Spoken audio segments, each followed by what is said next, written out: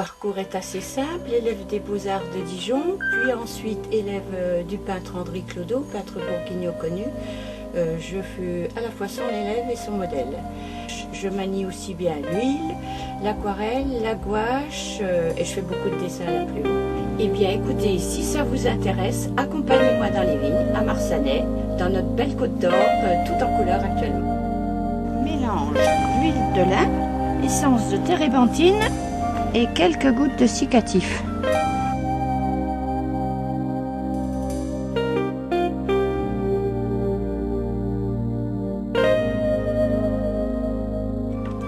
Il y a quelques pinceaux intéressants, ils sont en putois. Faire les dégradés du ciel par exemple, et puis bon, les martres et puis les soies de porc bien entendu. Mais enfin le putois est une matière intéressante. Et normalement, je vais commencer par brosser un peu le ciel avec les nuages. Je trempe toujours mon pinceau au départ dans le mélange, l'essence de térébenthine. Là, je vais prendre un bleu de céruléum, un peu de blanc, un peu de gris chaud. Et puis, je vais voir ce que ça donne sur la toile.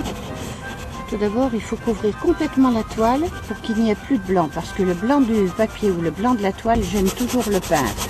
On ne fignole absolument pas au départ, hein. On met les masses, on met la tendance de l'ensemble.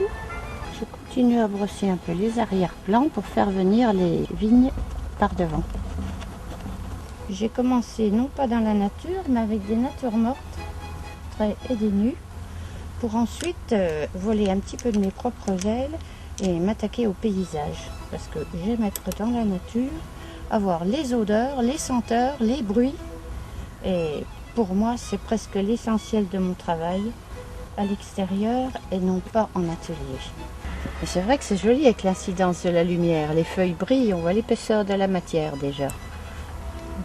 Tu vois l'importance des ombres portées.